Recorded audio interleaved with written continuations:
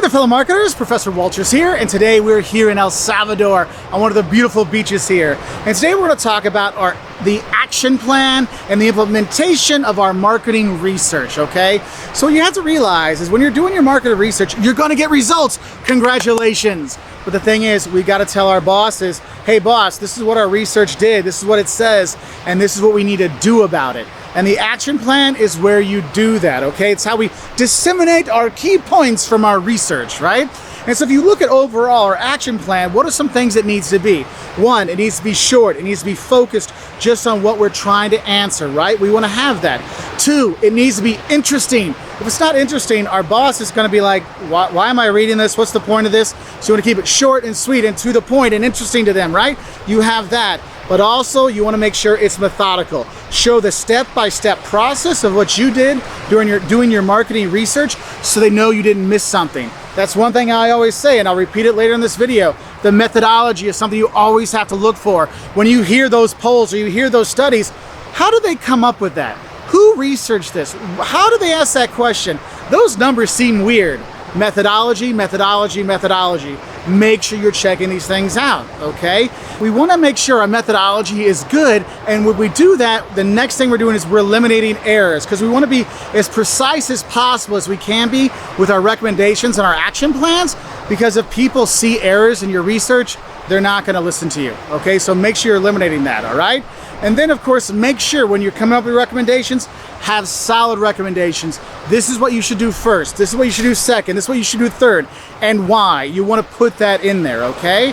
Now, the next part we're going to talk about is what actually makes up the action plan. And so when we're making up our action plan, and anytime you do any project, you're always going to have an executive summary, this kind of one-page thing that your boss will actually read versus the 500 pages of your project they might not read, but they'll look at that executive summary, and what you want to make sure you have in there, give the key reasonings behind why we are doing this research, okay?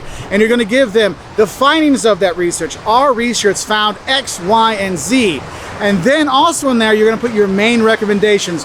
Because of X, Y, and Z, here are recommendations going forward, 1, 2, and 3. You put that in there so they understand, why do we do this research? What did it tell us? And what are we going to do about it, all right? So you have that page there, and then people dive in. Now, a mistake I see a lot of students do when they do executive summaries is they write the executive summary before they finish the project. No, you have to have the whole research project done, because remember, you're telling the results and what you're going to recommend to do from the results. So wait to do this until the end, all right? So you put that together. And if you want to think of it this way, think of that executive summary as kind of like if you go to Wikipedia and you read the plot about a movie, it gives you all the twists and turns and surprises. We're going to put that in there so people know, what did this research really teach us, okay? So you put that in there. Now, in the actual body of our action plan, this is where you really explain more in depth why the research was done, how the research was done, and kind of why this research should be followed and why this research and its results should be something we use in order to help move our business forward or to make changes. You really lay all these things out there, okay? Because it's kind of giving you the evidence of why I should trust you. Why should I trust your recommendations? That's what goes into there. And then you're going to put in your conclusions. What did we figure out? What did these numbers tell us? How did we interpret that data and why? And you start to put all this together so then you can figure out how to rectify the problems of why you were doing that research. That's what's going to be in there. Or maybe you saw some opportunities you didn't know about. How are we going to take advantage of that? Okay, so we're just kind of putting these things together, and then that conclusion really kind of wraps it up. But the thing is once you have this done, you also have another part. You need to put in the limitations, okay? Why do we want to have the limitations? Because we have to put in there, look, we only got to research 250 clients. Well, if you have 1 million clients, were those 250s the right clients to ask, or were they just the convenient people that happened to be in the store that day? Because you want to make sure you put in any limitations that could influence, our data. For example, we did all of our research through Twitter polls. Well, how does that influence things? Well, if you think about it, not everybody uses Twitter, right? And not everybody responds to a poll on Twitter. There's certain people that use Twitter that respond to polls that do these things.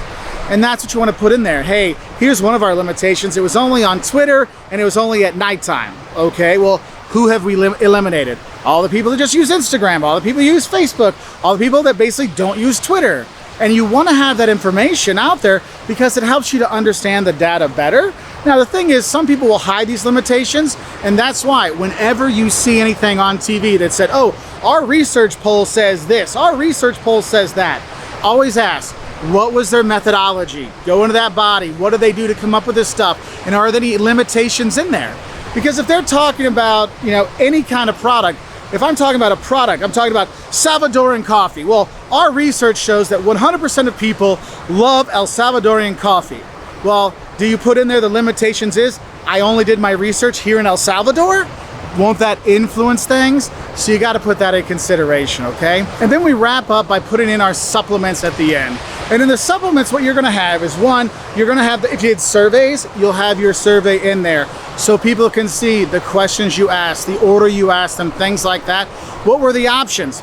Have you ever noticed that there's polls that don't let you put a bad answer? They're like, oh, how much do you like Professor Walters? He's the best ever. I love him a lot. He's the greatest. I wish he was my dad because he's so awesome. There's none that says, I hate this guy, get him off of here. No, I don't put that on there. So you see the survey to see if anything's kind of left out. If you have graphs or graphics that help explain the data and what it shows, that can help out. Any figures, any of these kind of things that are gonna help you to like get your point across, that's gonna be your supplement there. So I hope this helps you know what goes into that action plan for your marketing research, because you need to have this to really build your case for why your company should follow your recommendations from your marketing research. Anyway, I wish you all the best. Live from here in El Salvador.